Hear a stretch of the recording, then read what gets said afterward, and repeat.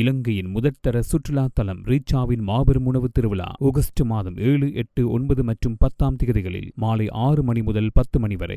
இன்றே டிக்கெட்டுகளை பெற்றுக் கொள்ளுங்கள். வணக்கம், இது ஐபிசி தமிழின் பிரதான செய்திகள். முதலில் தலைப்புச் செய்திகள். சத்தியாகிரகத்தை கைவிட்ட சுரேஷ் சலையின் ஆதரவாளர்கள். சுதந்திரபுரம் படுகொலையின் 28ஆம் ஆண்டு நினைவேந்தல் 6வது நாளாகவும் தொடரும் சுகாதார தொண்டர்களது போராட்டம். கொழும்பு சென்ற பணிப்பாளர். சங்கீத்சன் கைது விவகாரம். கனடாவிலிருந்து விலக்கும் கண்டனம். கிழக்கு மாகாண காணி பிரச்சினை. ஆஸ்திரேலிய உயர்ஸ்தானிகருடன் விசேட கலந்துரையாடல். யாழ்ப்பாணத்தில் தொன்மை சுவடுகள் தொடர்பான முக்கிய ஆய்வு முன்னெடுப்பு. கொழும்பு காளிமுகத்திடல் கடலில் அடித்துச் செல்லப்பட்ட மாணவர்கள். தேடுதல் நடவடிக்கை தீவிரம். இனி தொடர்பான விரிவான செய்திகள்.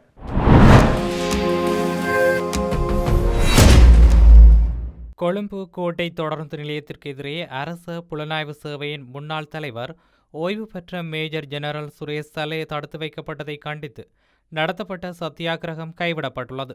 குறித்த சத்தியாகிரகம் கடந்த 8/5/2026 அன்று ஆரம்பிக்கப்பட்டது.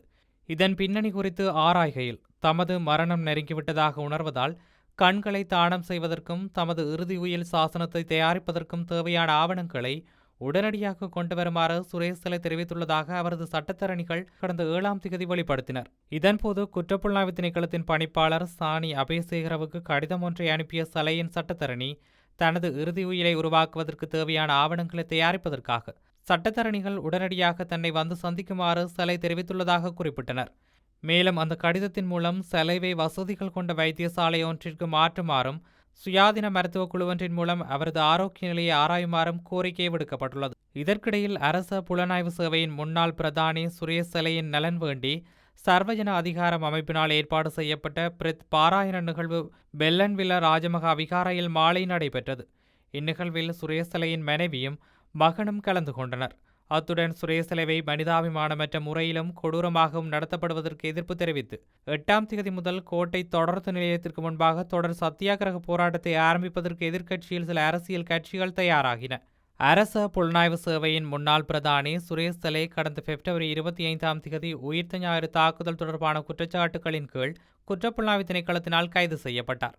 அதன் பின்னர் அவர் தடுப்பு காவல் உத்தரவின் பேரில் அந்த திணைக்களத்தில் பொறுப்பில் வைக்கப்பட்டார். கடந்த 1998ஆம் ஆண்டு இதே நாளில் முல்லைத்தீவு புதுக்குடியிருப்பு சுதந்திரம் பகுதியில் இலங்கை இராணுவத்தின் விமான தாக்குதல் மற்றும் ஒருங்கிணைக்கப்பட்ட செல் தாக்குதல்களில் அநியாயமாக படுகொலை செய்யப்பட்ட 33 அப்பாவி பொதுமக்களுடைய 28ஆம் ஆண்டு நினைவு நிகழ்வு நேற்று 10/6/2026 அன்று உணர்வுபூர்வமாக இடம்பெற்றது.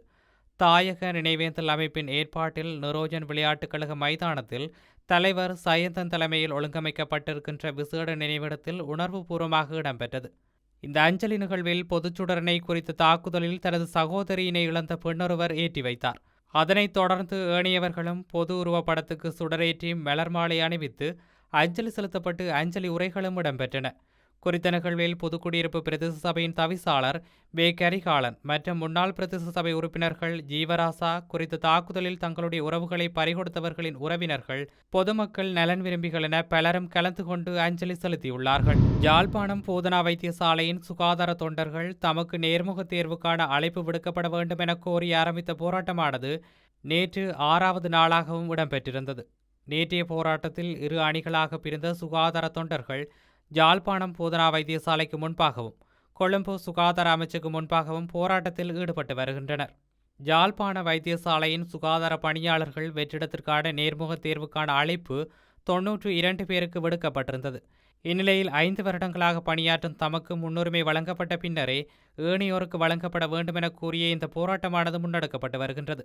இந்நிலையில் இதுகுறித்து பேசுவதற்காக யாழ்ப்பாணம் போதனா வைத்தியசாலையின் பணிப்பாளர் தங்கமுத்து சத்தியமூர்த்தி நேற்றைய தினம் கொழும்பு சென்றுள்ளதாக தெரிவிக்கப்படுகின்றது. இலங்கையில் பயங்கரவாத தடை சட்டத்தின் கீழ் 24 வயதுடைய சொல்லிசை கலைஞர் சங்கீத்சன் கணேஷ்குமார் கைது செய்யப்பட்டமைக்கு கனடாவின் பிரம்டன் நகர முதல்வர் பெட்ரிக் பிரவுன் கடும் கண்டனம் தெரிவித்துள்ளார். புலிகளை மகிமைப்படுத்தியதாக கூறி கடந்த ஜூன் 2ஆம் தேதி கைது செய்யப்பட்ட அவர் ஜூன் 17 வரை விளக்கமறியலில் வைக்கப்பட்டுள்ளார்.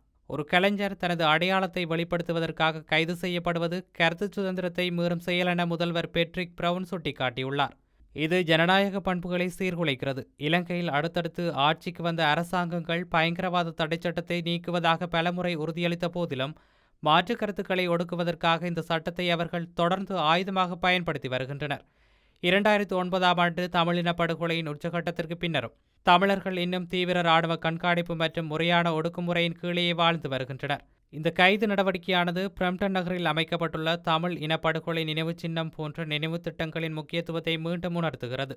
பாதிக்கப்பட்ட கலைஞரை உடனடியாக விடுதலை செய்ய வேண்டும் என கோரிக்கை விடுத்துள்ள முதல்வர், பயங்கரவாத தடை சட்டத்தை முழுமையாக ஒழிக்குமாறு சர்வதேச மனித உரிமை அமைப்புகளுடன் இணைந்து தானும் வலியுறுத்துவதாக குறிப்பிட்டுள்ளார். இலங்கைக்கான ஆஸ்திரேலிய உயர்ஸ்தானிகர் மேத்யூ டக்வர்த்துக்கும் கிழக்கு மாகாண ஆளுநர் ஜெயந்தலால் ரத்னசேகரவுக்கும் நேற்று கிழக்கு மாகாண ஆளுநர் அலுவலகத்தில் சந்தித்து கலந்துரையாடினர். இது உயர்ஸ்தானிகரின் முதல் கிழக்கு மாகாண பயணமாகும். இதன்போது கிழக்கு மாகாணத்தில் முன்னெடுக்கப்பட்டு வரும் அபிவிருத்தி திட்டங்கள், அவற்றிற்காக ஆஸ்திரேலிய அரசாங்கம் வழங்கக்கூடிய ஒத்துழைப்புகள், கடல்சார் மற்றும் பிராந்திய பாதுகாப்பு, சுற்றுலாத்துறை, கடற்றொழில் தொழில் மற்றும் விவசாயத்துறையின் மேம்பாடு போன்ற விடயங்கள் குறித்து விரிவாக கலந்துரையாடப்பட்டது. மேலும் கிழக்கு மாகாணத்தில் நிலவும் காணி தொடர்பான பிரச்சினைகள் குறித்தும் விவாதிக்கப்பட்டது. காணி பிரச்சினைகளை தீர்ப்பதற்காக இலங்கை அரசாங்கமும் ஜனாதிபதியும் விசேட கவனம் செலுத்தி வருவதாகவும், மாகாண சபையும் மத்திய அரசும் இணைந்து காணி பிரச்சினைகளை தீர்க்கும் ஒருங்கிணைந்த செயல்முறை தற்போது நடைமுறையில் உள்ளதாகவும் ஆளுநர் விளக்கம் அளித்தார்.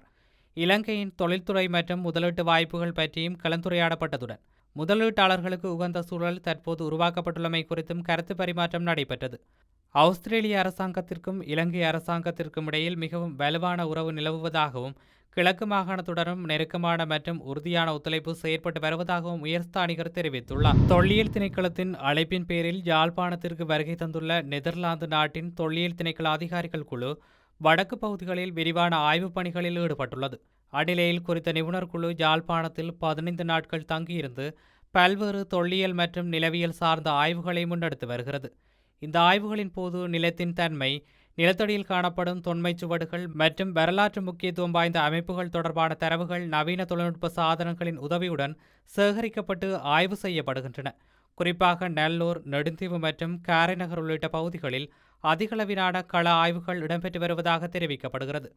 இந்த ஆய்வின் மூலம் வடக்கு மாகாணத்தின் தொல்லியல் பாரம்பரியம் தொடர்பான புதிய தகவல்கள் மற்றும் ஆதாரங்கள் வெளிச்சத்துக்கு வரும் என எதிர்பார்க்கப்படுகிறது. கொழும்பு காளிமுகத்திடல் கடலில் நீராடச் சென்ற 3 மாணவர்கள் கடல் அலையில் அடித்துச் செல்லப்பட்டுள்ளதாக காவல்துறையினர் தெரிவித்துள்ளனர். குறித்த சம்பவம் நேற்று இடம்பெற்றுள்ளது. இதுகுறித்து தெரிய வருகையில், மாளிகாவத்தை பகுதியிலிருந்து வருகை தந்த சுமார் 15 வயதுடைய பாடசாலை மாணவர்கள் குழுவொன்றே இந்த சம்பவத்திற்கு முகம் கொடுத்துள்ளது.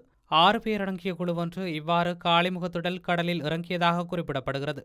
அவர்களில் 3 வரை இவ்வாறு அலைகளில் சிக்கியுள்ளனர். எவ்வாறாயினும் இதில் 2 மீட்கப்பட்டுள்ளதாகவும், 2 ஒருவரின் நிலைமை கவலைக்கிடமாக உள்ளதாகவும் தெரிவிக்கப்படுகிறது. இந்நிலையில் காணாமல் போனவரை தேடி கடற்படை சுழியோடிகள் விசேட தேடுதல் நடவடிக்கை ஒன்றை ஆரம்பித்துள்ளனர். செய்திகளின் நிறைவாக மீண்டும் தலைப்புச் செய்திகள். சத்தியாகிரகத்தை கைவிட்ட சுரேஷ் சலேயின் ஆதரவாளர்கள். சுதந்திரபுரம் படுகொலையின் 28ஆம் ஆண்டு நினைவேந்தல் 6வது நாளாகவும் தொடரும் சுகாதார தொண்டர்களது போராட்டம். கொழும்பு சென்ற பணிப்பாளர். சங்கீத்சன் கைது விவகாரம். கனடாவிலிருந்து விலக்கும் கண்டனம். கிழக்கு மாகாண காணி பிரச்சினை. ஆஸ்திரேலிய உயர்ஸ்தானிகருடன் விசேட கலந்துரையாடல். யாழ்ப்பாணத்தில் தொன்மை சுவடுகள் தொடர்பான முக்கிய ஆய்வு முன்னெடுப்பு. கொழும்பு காளிமுகத்திடல் கடலில் அடித்துச் செல்லப்பட்ட மாணவர்கள். தேடுதல் நடவடிக்கை தீவிரம். இத்துடன் ஐபிசி தமிழின் பிரதான செய்திகள் நிறைவு பெற்றன. மேலும் செய்திகளை அறிந்து கொள்ள ஐபிசி தமிழ் என்ற எமது யூடியூப் பக்கத்தினூடாக இணைந்திருங்கள். வணக்கம்.